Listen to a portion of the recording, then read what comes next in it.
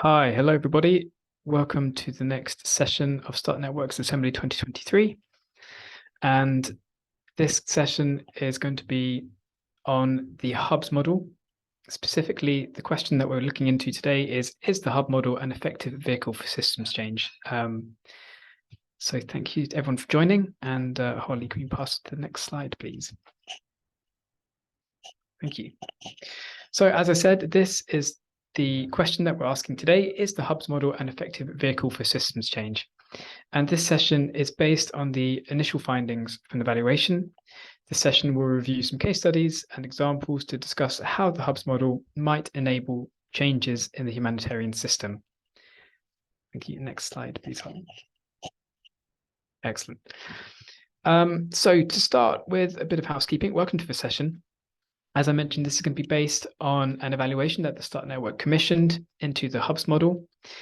You'll be hearing from myself. So I am David Burt. I'm the head of evidence and learning at the Start Network. I'm also joined by my colleagues, Joanna Villaflor, the head of network development, Maya Bloom, a consultant from Wasafiri, who were commissioned to conduct this evaluation. And we're joined by representatives from the Guatemala hub, Sandra Miguel, from the India hub, Joseph Sahayam, and from the Philippines hub, Sandino Soliman. So thank you to them for joining us as well. As a caveat to the session, I should say that the evaluation that we're basing it on is not yet finalized. So at the risk of disappointing some of the attendees, we do not have a definitive answer to the question that we're talking about, but we are framing the session as more of a discussion as to where we are now. So you will hear some case studies, some interesting examples, and some positive indications to answer the question. I should also say that the time will be 45 minutes and not an hour as planned. So firstly, I'd like to begin with some fundamentals, as I'm sure that some of the attendees are wondering, what is a hub? So with that question, I will pass over to Joanna, who will give us a very brief overview and introduction into what it means to be a hub. So next slide, please. Thank you very much. Thanks very much, David. The hub, or the idea of a hub, was a result of a strategic process that recognized the need for a new model that is locally led and shifts the power and resources to the communities and the front lines.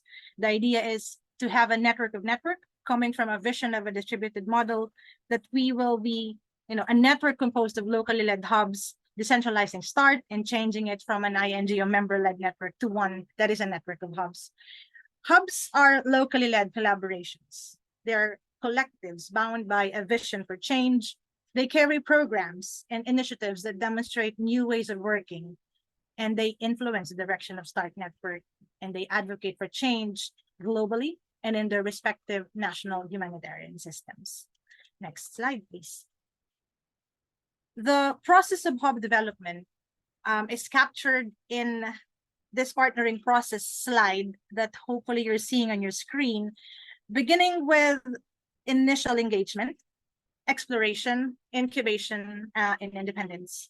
Each step is punctuated by support and guidance from START Network, as well as milestones in progress that are checked against a set of indicators.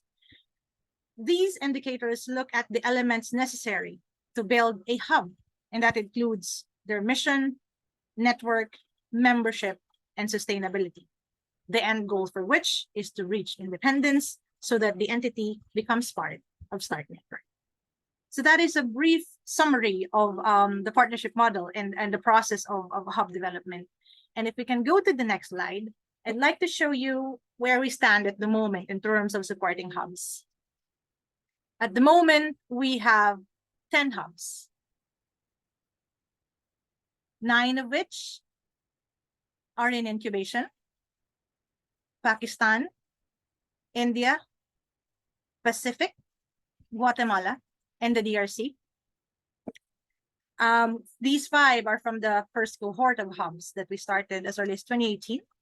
And then there are 4 under incubation, but are part of the second cohort, and that includes Afghanistan, Bangladesh, Somalia, and South Sudan. A 5th country under the second cohort is Philippines, which is currently in exploration.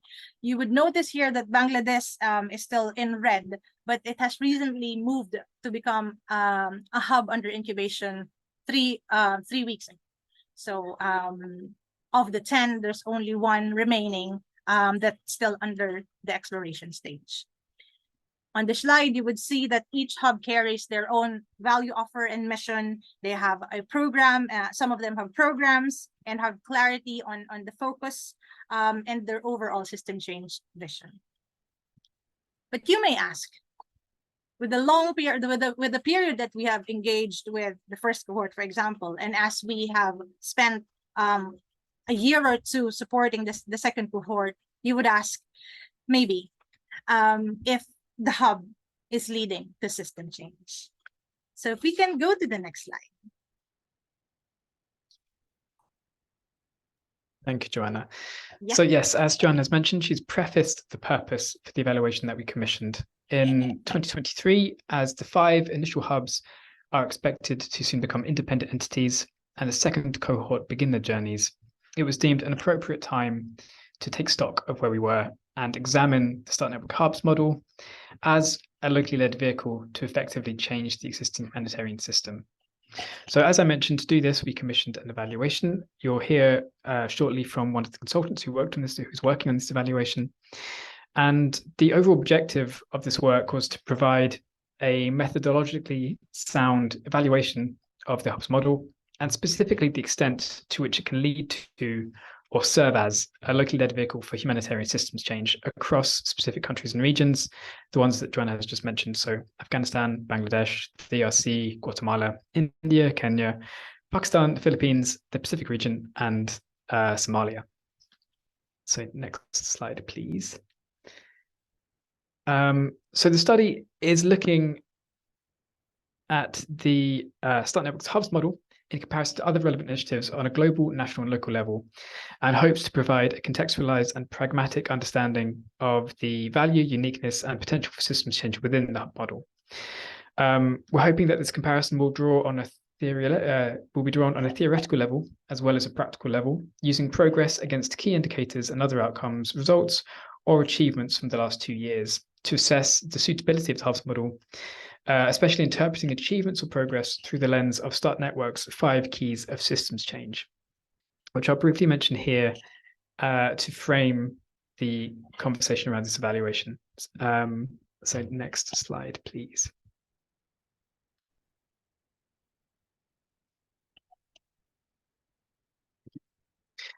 So these are Start Network's 5 keys of systems change. They are the lenses through which we can measure systems change.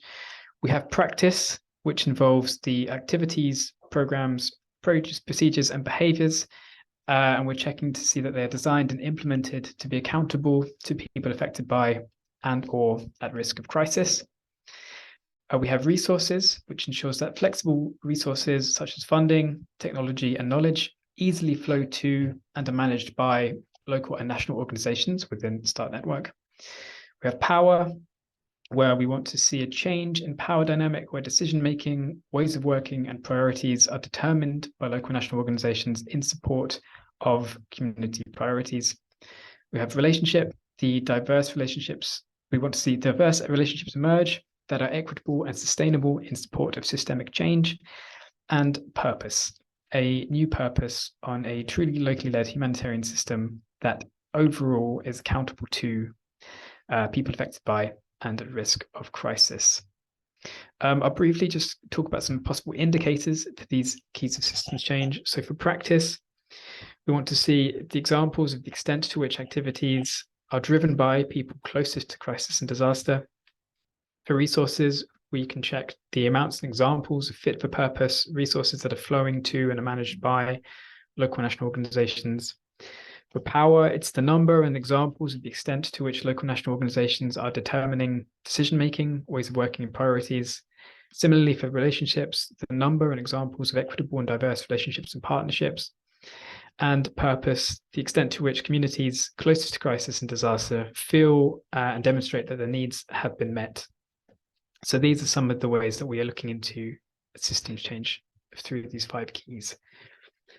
So I'll pass on to the next slide. And now we're going to hear a little bit about what the evaluation has found so far. And I'll pass over to Maya Bloom, the consultant from Wasafiri, who has been conducting this evaluation. Great, thanks so much. And it's really a pleasure to be here with you all to share some of our initial findings. If you can go to the next slide, please. Okay, great, thank you. So for the purposes of this presentation, we've grouped the findings into these four kind of broader categories.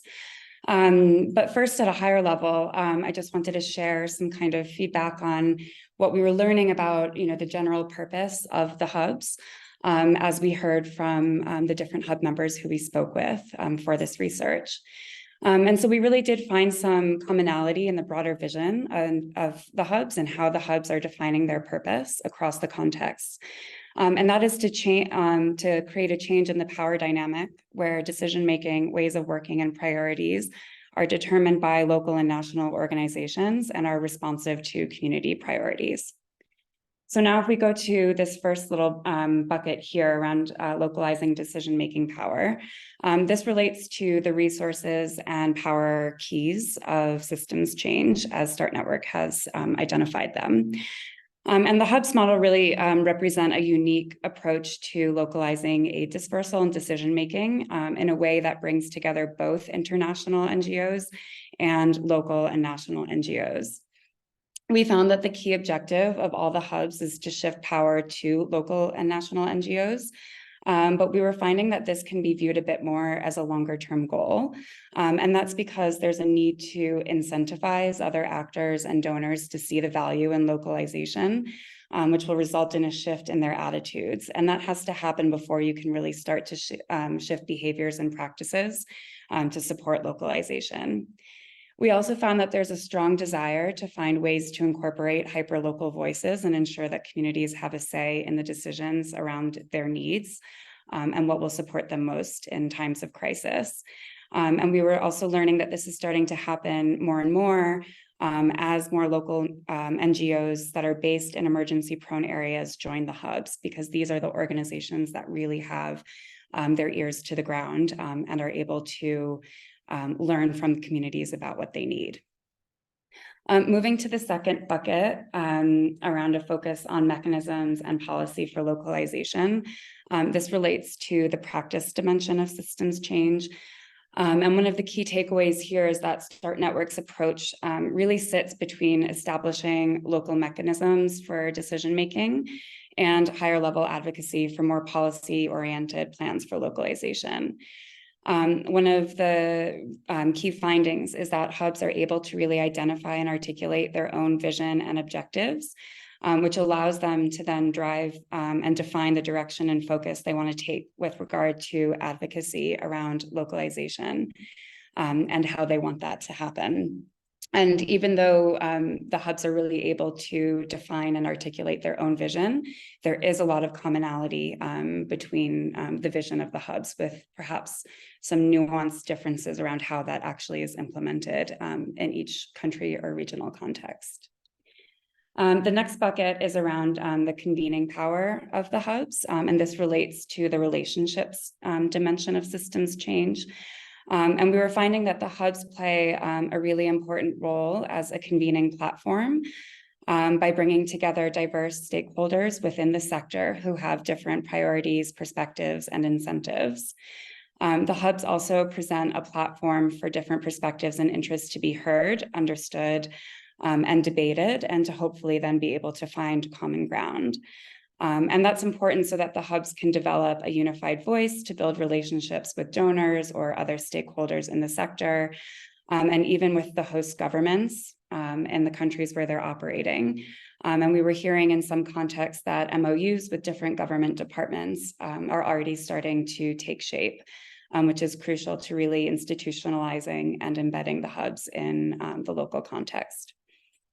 We were also hearing that hubs are stressing the importance of engaging the private sector and academia and other different sectors, because this will really help them to support innovation or attract more local resources to support humanitarian aid delivery, and is another key element of relationship building.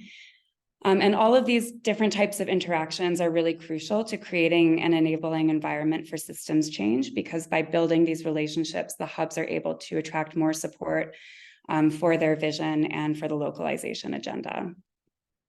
And then going to the last bucket here around the hubs being led by local and national NGOs. This again relates to the practice dimension of systems change. And START Network's approach is really putting local and national actors in leadership roles, but is also seeking to ensure that international NGOs have a seat at the table. And this is important for ensuring buy-in and support for the localization agenda more broadly, to help firstly shift attitudes, but then later start to shift behavior around supporting localization in more practical terms. And because of that, it's important to find ways to keep INGOs involved and not cut them out of these discussions, but to ensure that local and national NGOs are still really sitting in leadership positions. And then the last point on this is that we are finding that the different hubs have different visions and ways of doing this, with thresholds for membership between local and national NGOs and INGOs, for example, that reflect their context and then are most likely to lead to success. So I think I'll pause there and back over to you, David. Thank you. Thank you, Maya. Thank you very much for your insights and the evaluation. I'll pass over to Joanna, who's leading with the next section. Thanks, Maya, and thanks, David. So having heard the initial findings, I think I'm going to go back to the question, is the hub model leading to system change? At this stage, we would say what we have are stories of change, emerging examples of ripples created by actions and initiatives of the hubs, concrete results of the hub's efforts to change the old ways of working. Guided by the 5 keys, we have some stories to tell from our hubs, and I'd like to start with power. In the humanitarian hub, for example, is hosted by a hyper-local organization working directly with community groups. They have a moderating team with a majority of members from local and national organizations. And these hyper-local NGOs are able to put forward their perspectives and be heard. They have established task teams, including a membership task team with a decentralized model to promote mutual accountability. Their secretariat teams were hired representing the different regions in the country. So these examples of ensuring representation and maintaining a majority of local members in decision-making bodies and in wider membership is demonstrated as well by the Ready Pakistan Hub, which have shared their experience and journey in the earlier session this morning. So that's for power. How about practice, which is on the next slide? This is referring to the activities, programs, and behavior that ensures accountability to affected people. We have a recent START Network survey amongst our members, noting 83% of our members saying that their engagement with the hub has resulted to a change in the practices in their organization. A welcome development, a good news, because that is one of the intent of the hub, being able to influence the network and also model local leadership. But hub-specific examples of how programs are designed or influenced by communities can be gleaned from the experiences of Hub Guatemala and Hub DRC, both hubs becoming instrumental in ensuring that the voice of the community is heard and informs programs and response actions in their respective countries. For relationships, captured on the next slide, some of our hubs have been engaging with START Network members in country, that having conversations to gain support was no longer difficult because previous relationships and partnerships and track record has built these LNGOs' credibility. This is the case of the Philippine Hub, for example, the core hub group being former or current implementing partners of START Network members in the Philippines. Similarly, the Somali Humanitarian Hub credits the hub as the space that enable them to foster partnerships with INGOs for our ARC replica project in Somalia that's addressing the issue of hub travel. In terms of resources, on the next slide, we recognize that our goal of having more local and national agencies accessing direct funding remains a challenging feat. But I think noteworthy is the fact that apart from funds and financing, there is technical capacity, there is experience and knowledge. This is now, which is a resource shared with Hub members and Start Network members through our organizational capacity strengthening efforts in being piloted in Pakistan. Those were just a few examples, small steps, stories that bring about new hope for change, admittedly not yet at system level, but that is what we have at the moment, as noted by the study. But nevertheless, we celebrate those small wins, and hopefully we can get back to you with more concrete system change achievements in the future. Over to you. Next slide, please.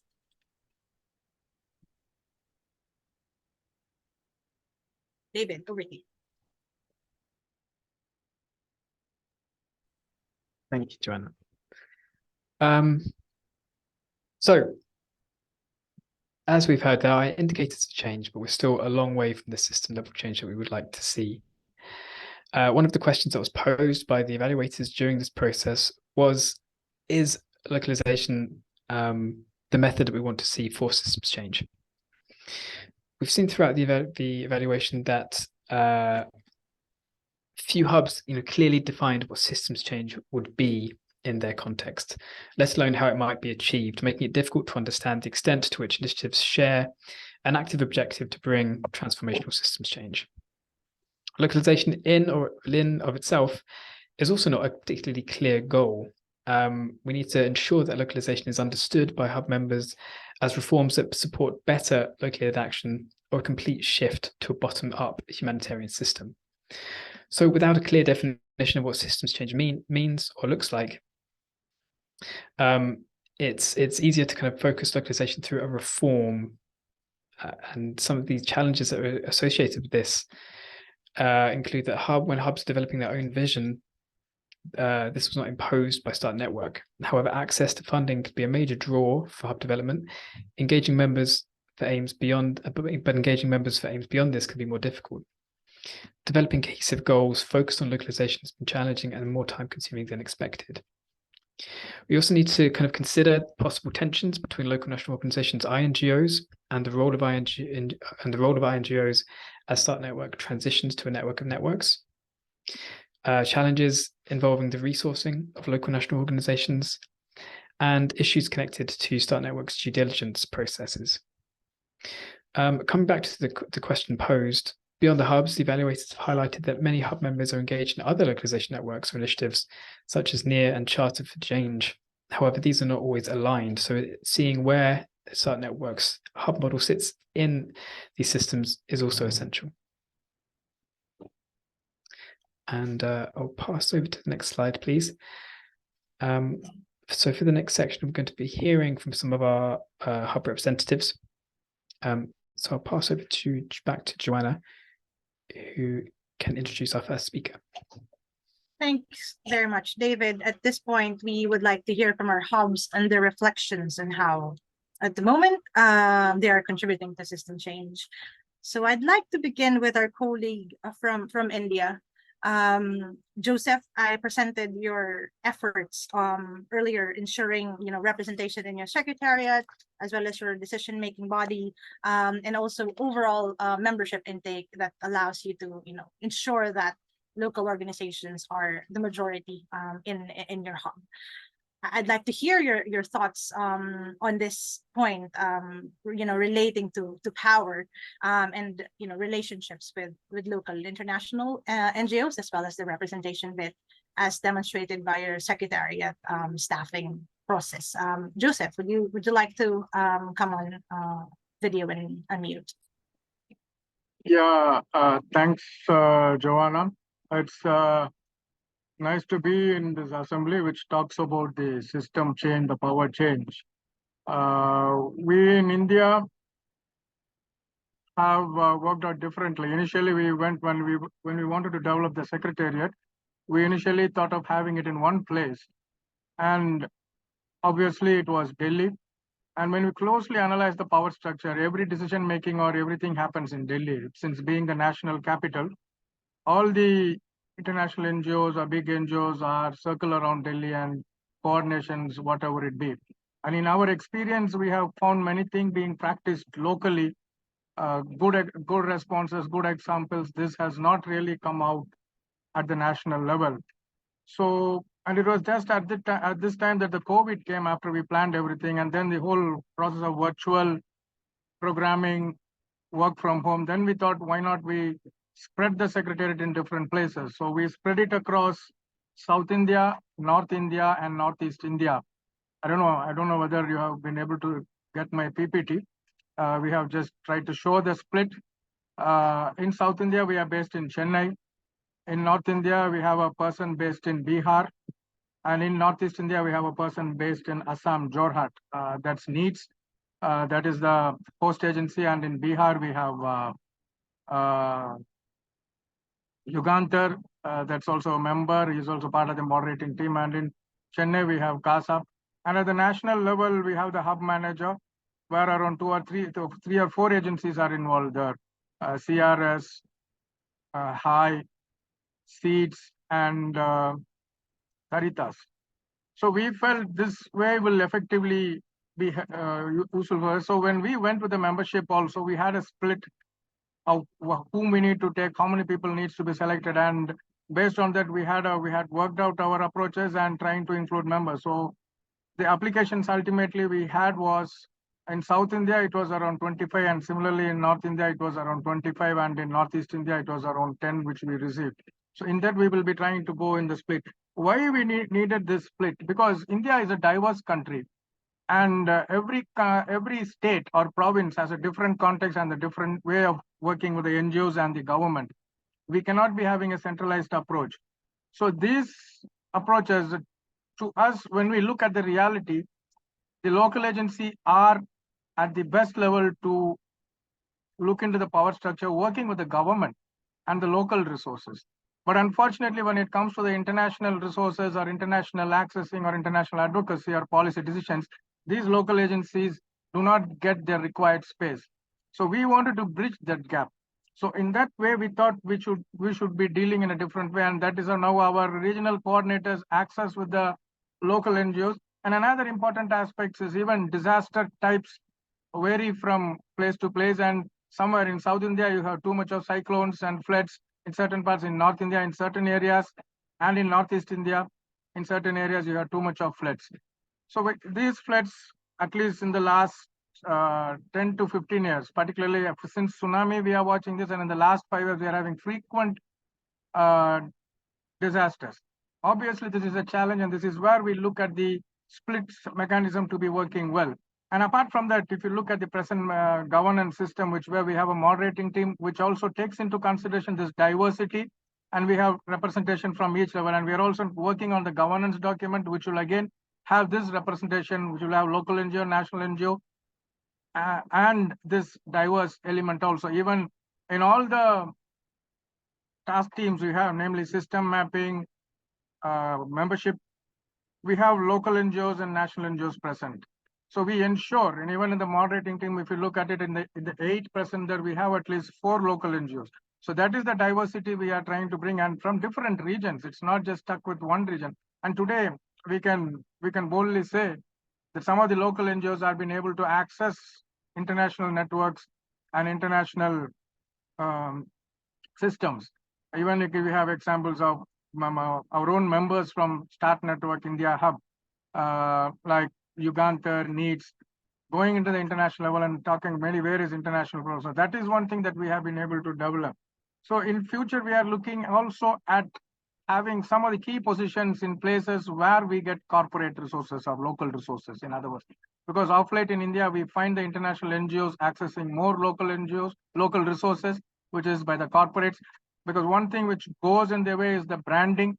So the India Humanitarian Hub will also be looking at those type of thing of building in a brand for the local NGOs through this network.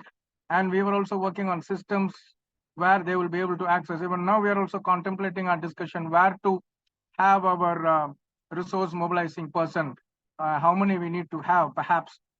Should it be in Bangalore, Mumbai, Hyderabad, or Chennai, or in between a common place where the resource providers can be accessible to us and we can be accessible to us.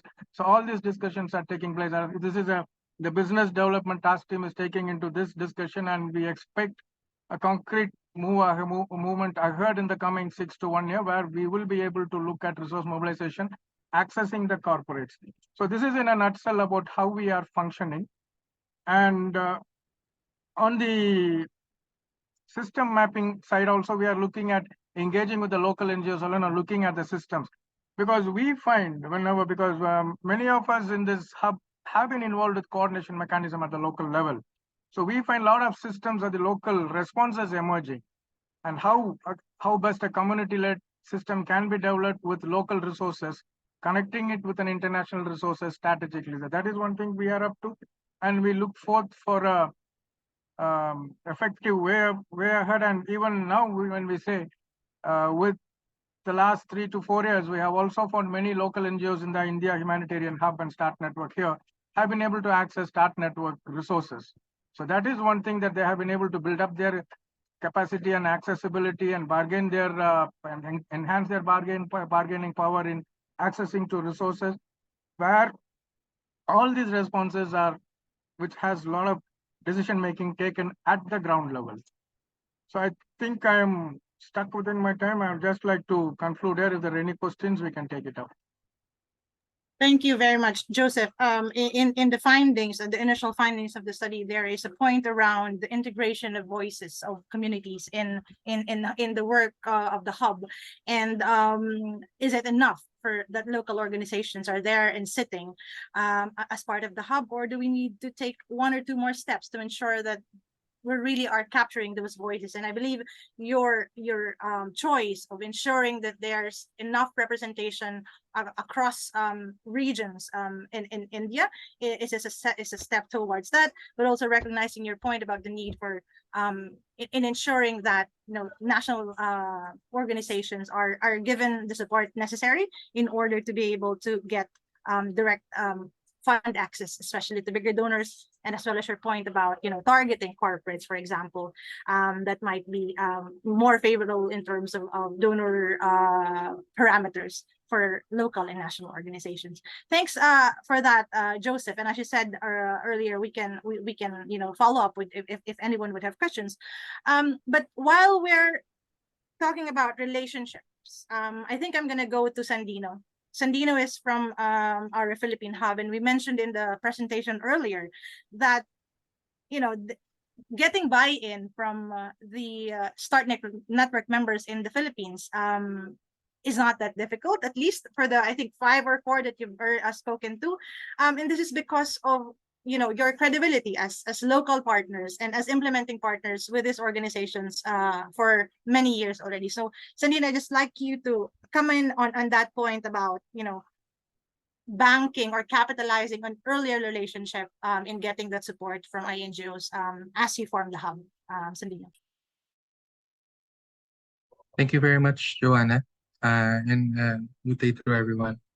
I'm not really sure if everyone is familiar of the context of the Philippines, but we are an archipelago, and we're situated in the Ring of Fire. So we're pretty much prone to disasters. And even before the talk of localization began, many of our civil society organizations back then, in the early 80s and the 90s, were already organizing themselves to be set up to do humanitarian work. So we had the eruption of Pinatubo back in 1994. We had a major earthquake around that time also. And in recent times, we were hit by one of the strongest typhoons ever recorded, which is Typhoon Haiyan. And so these events led to ourselves organizing ourselves to help each other out. It's I should say it's ingrained in our culture. When some disaster strikes in our country, fellow Filipinos help each other out. We call that bayanihan, and it's natural for us to build relationships when we help each other out in times of disasters. And then when in terms of humanitarian work, when uh, um, the international NGOs came came around, especially in the experience of Typhoon Haiyan and other similar events. It was pretty much natural for these organizations to find the local organizations that would be helping out in the response and eventual recovery of the communities that were hit by these events. So it was a process of that long-term or that long engagement with these international NGOs that came in with the already established NGOs that were already doing work on disaster risk management, community-based disaster risk management from the experiences in the past. And now, when the uh, when the issue of localization was already uh, taking place in that high-level forum in Istanbul, and so on and so forth. Uh, some of the international NGOs really made sure that in the Philippines, local voices were heard. So we were grateful for that. And so reflecting on the ways that NGOs here, CSOs here in the Philippines have established relationships with other members of the START network. Um, uh, it has been a process of that long engagement where um, pretty much we have shown our shall we say resiliency or capacity to respond to these events, but more than that, we want to have that vision of our speaking about hubs. We already also started do our visioning in our hubs, and we envision localization happening here in the Philippines, uh, and uh, the local CSOs really leading the way, or the local communities rather leading the way towards resiliency. So um, uh, yeah, with that, what I wanted to say is that um, because of the relationships that because of the ways that we had in responding to the past events or disasters, and the way that we work with international NGOs, like for example, Oxfam here in the Philippines has a network of partners already. CARE International also has a network of partners already, and our organization is also a local network. Uh, so because of that, it became natural for us to work together towards realizing that vision of localization here in the Philippines. So I think because of that experience, um, we're uh, we're on a good start in establishing the hub here. With- So thank you for that. Thank you very much, Sandino. I cannot help but remember a point or a description of the relationship that has been, established or ongoing for a long time. When if there is prepositioned goods, they call this long-standing relationship and partnerships with NGOs and local NGOs in your country as prepositioned relationships as well, which allows you to move faster, which allows you to develop partnerships and collaborations faster because of the credibility that has been built over the years. And that is banking on the capacity of local actors the knowledge of the context, and also the presence and proximity to the area where the response is needed. And that brings me to our third speaker from the hub, specifically Sandra from Hub Guatemala. And their design and implementation process of the community-led innovation program is a testament to how local organizations and communities affected by crisis or disasters should have a say on what we should be giving them as part of our support. So Sandra, a little reflection, please, on the process and your experience in Guatemala. Muchísimas gracias. Buenos días, buenas tardes, buenas noches a los que nos escuchan. Muchísimas gracias por invitarnos. Mi nombre es Sandra Miguel y represento al Hub Guatemala. Es un gran gusto para mí pues compartir nuestra experiencia del modelo de innovación que impulsamos aquí en las comunidades rurales, especialmente las que son afectadas por crisis humanitaria. Y quisiera comenzar diciendo de que en el 2021 iniciamos este desafío conjuntamente con Star Network y en ese momento nos propusimos crear el modelo de innovación con enfoque humanitario y buscábamos la participación activa de las comunidades rurales y nos propusimos un trabajo arduo con 5 en diferentes regiones del país, con participación de población de la etnia quechí, achí, cachiquel, ixiles y mestizos. Especialmente, como ya decía, comunidades afectadas por inundaciones y sequías prolongadas. Luego de esta experiencia que tuvimos, podemos decir ahorita que contamos con un modelo de innovación dinámico, porque siempre está en constante ajuste, que se aborda desde la cosmovisión de las comunidades. Y bajo el horizonte del buen vivir, lo implementamos basándonos en la metodología de educación popular, que es una metodología participativa, lúdica, que empodera la participación, en este caso que nosotros lo estamos enfocando mucho, la participación de mujeres, de los jóvenes y de los grupos más vulnerables que están en riesgo y que están expuestos a estos desastres en Guatemala. Entonces, bajo esa mirada del enfoque de la educación popular, nosotros abordamos para el programa de innovación 4 etapas. Una etapa con la que iniciamos es la etapa de exploración y en ese caso analizamos la problemática de los riesgos y ahí mismo se generan propuestas desde las comunidades para darle solución a esas problemáticas.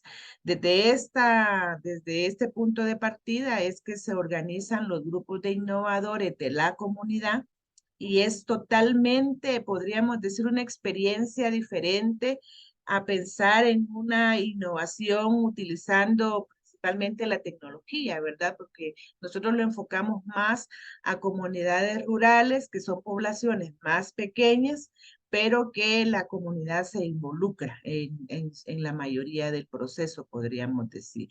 Entonces, la conformación, una vez conformados los grupos de innovadores, pasamos a una segunda etapa, que ahí le llamamos la etapa de descubrimiento, y en este caso, los innovadores y las innovadoras ponen a prueba el funcionamiento de su idea. En el caso de START y el Hub, apoyamos con toda la parte técnica y también con recursos económicos.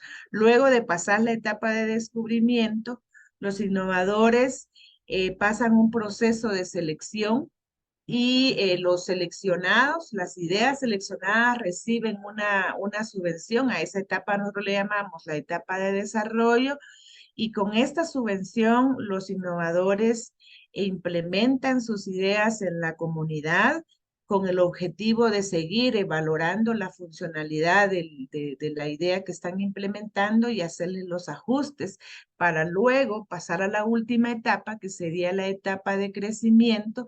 Y en esta etapa de crecimiento los innovadores buscan ampliar su impacto y aquí como hacemos más visible este trabajo que hacen los innovadores, porque el impacto lo promovemos, ampliarlo en la comunidad, en las comunidades vecinas, con organizaciones que trabajan la temática y también con entidades gubernamentales, con la idea de que esto se pueda expandir.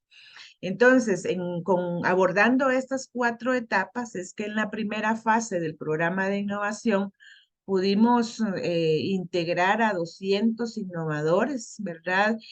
Pues tenemos que decir que en esta experiencia ha sido muy importante la participación que han tenido las mujeres, porque han sido el motor que ha impulsado este modelo de innovación, no solamente dentro de sus grupos de innovación, sino que también hemos visto cómo a raíz del empoderamiento que han tenido dentro del proceso que hemos llevado, también ahora están asumiendo espacios de toma de decisión en las comunidades. Y eso es importante porque son como los pasos de cambio que también ya vamos viendo desde el espacio de la comunidad, de la localidad.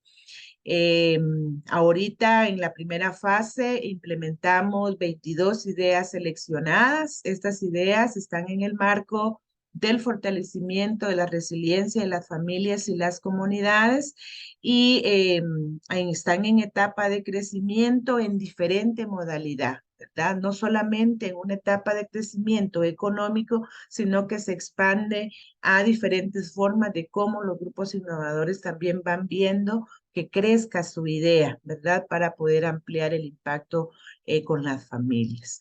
Esto pues lo logramos en una primer fase. En este año nos propusimos ampliar la experiencia a 2 comunidades más.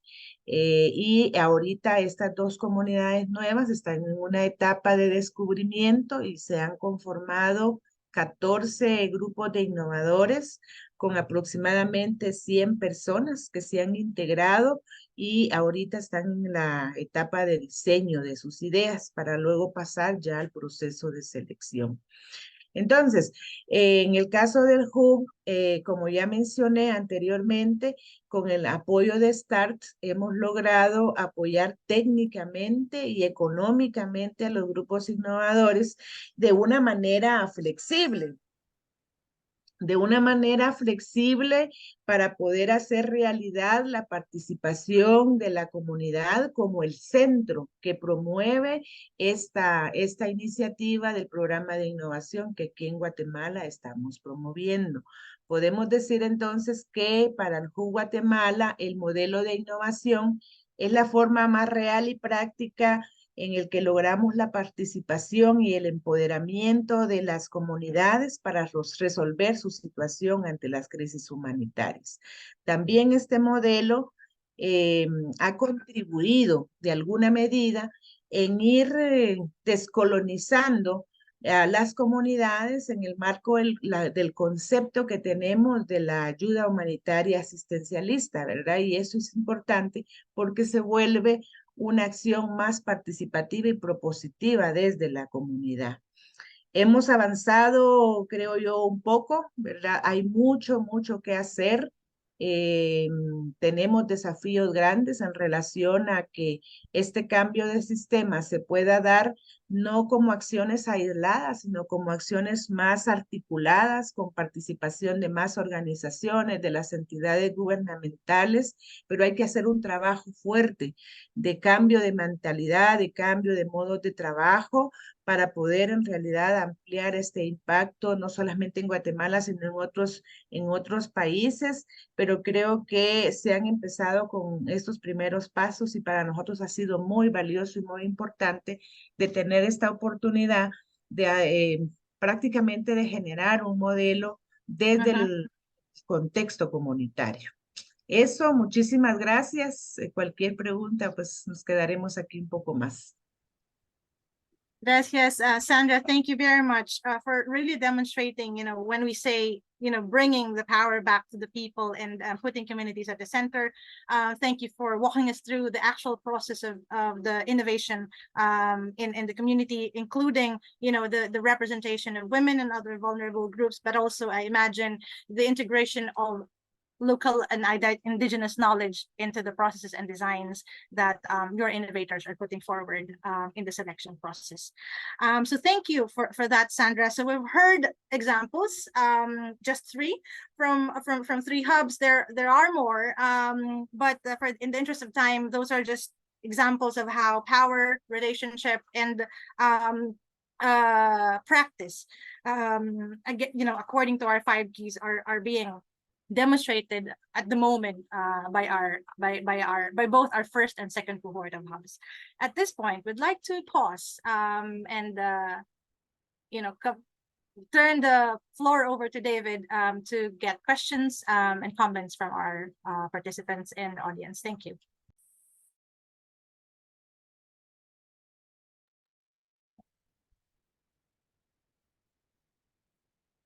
David, Thanks. we can't hear you. Sorry, Yes. thanks, Joanna. I was just looking at the Q&A tab and I can't see if there's been any questions posed. No, none yet on the Q&A at least. But let me check as well the chat.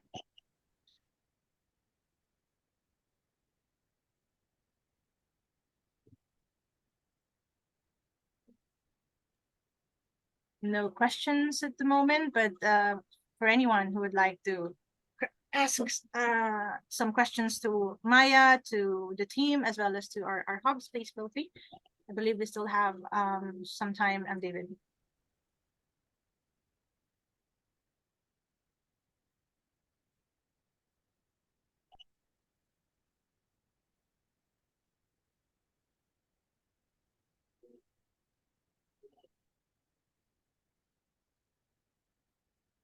I suggest we wait a few minutes for questions. If none are forthcoming, then perhaps we can wrap the session up.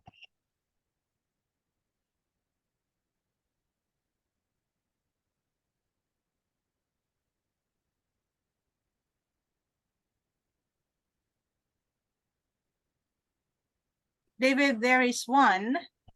Across all the hubs, what would you say has been the biggest challenge? And I think that question is for me. Or if Maya would like to come in based on her findings or her initial discussions with our hubs. I can Maybe start. Maya, you can start, and I'll see if there's anything else that's worth mentioning. Okay.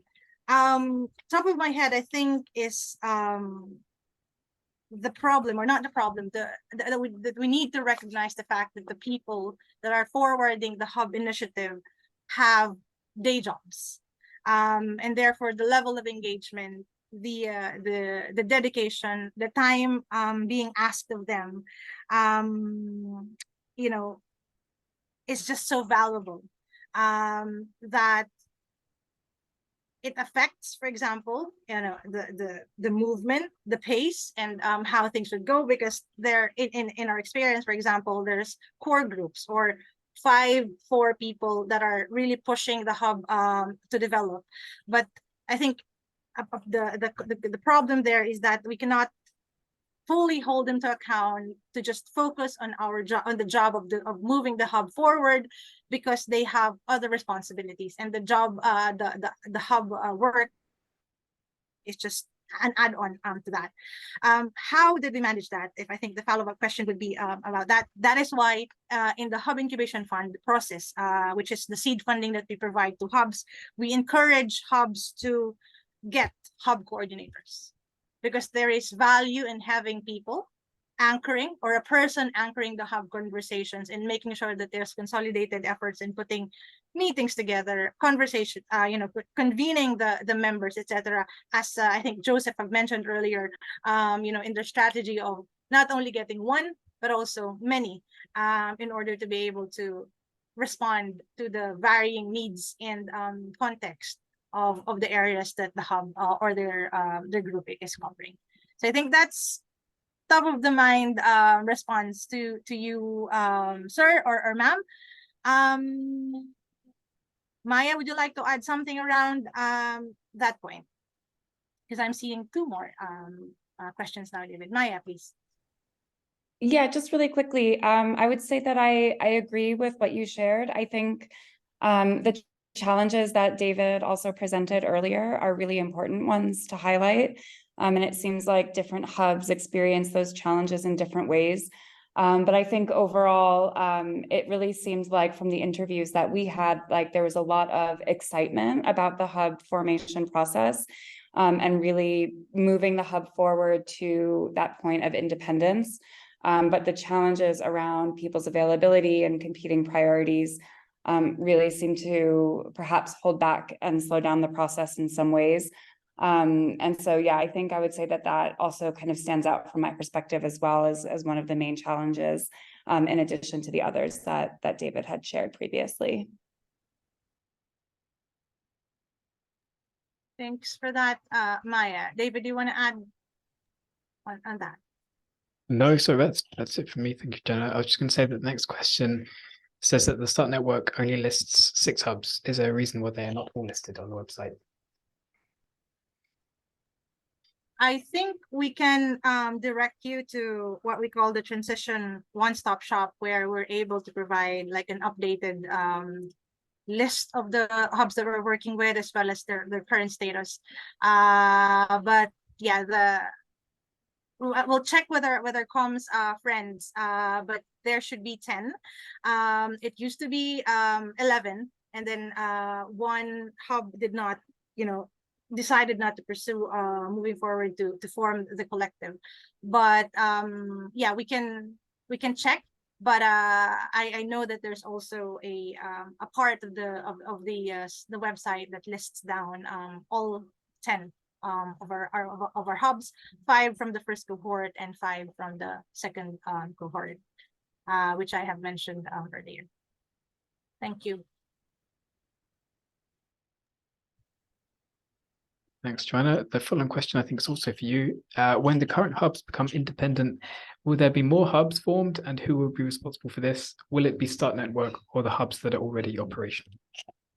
Thank you for that question.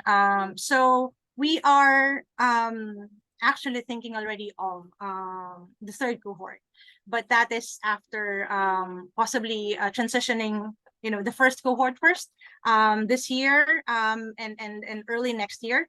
And so the question of, are we thinking of more hubs? Yes, we're open to that. As to how many and how big the expansion is going to be, that's something that we're going to be working on and discussing with members as we define what the critical mass really is. How big should we be? How many hubs should we be covering, or how many countries should we be covering? But in terms of Start Network's participation in the actual, hub situation or our status, as we mentioned, I think in the past sessions, the intention is to form a network of network. And so while hubs would reach a certain level of status or independence, they will still be interconnected, so that there is a peer learning, there is hub support. And what is the role that Start Network is going to play? We're going to be taking a step back and assuming the responsibility of a service provider, offering support as needed, but also recognizing that within the hubs, those technical capacities, trainings that may be needed can come from other hubs, which could form, could be an opportunity for them to engage and share learning and expertise. But as to Start Network's role, we remain supportive of them. We're actually looking at a small amount of post-independent support, recognizing that not all of them would be able to use the word of one hub earlier to fly on their own. So we recognize that there's that aspect of financial support necessary post-independence, but also ensuring that we are still around providing that guidance and support, because this is the essence of forming the network of network. Yep, I think that's my response. Thank you, Joanna. And then David, the next there one is are for more you. questions, but we are approaching time, and I think we'll be in trouble if we run over by much. So I'm going to apologize to the couple of people who have posed questions, as we won't have time to respond to them. I will write them down, and we'll try and find a way of sharing them or sharing answers to them after this session. I would like to thank everyone for joining. all the attendees. I'd also like to thank our speakers, our guest speakers, Maya from Wasafiri, Joseph, Sandra, and Salino from the Hubs, and Joanna. And I would like to encourage everyone to join the next assembly session, which is happening at 4:15 UK time, which is on the organizational strengthening journey, where you can hear about the experiences of members who participated in the 2022 tiered due diligence pilot. So thank you once again to everyone. And 3:15, apologies, 3:15, not 4:15. I got the time wrong. Happening in 15 minutes, the next session. Okay. Thank you. Thank you, everyone. We'll end the session here. Gracias, adiós. Adios. Gracias. And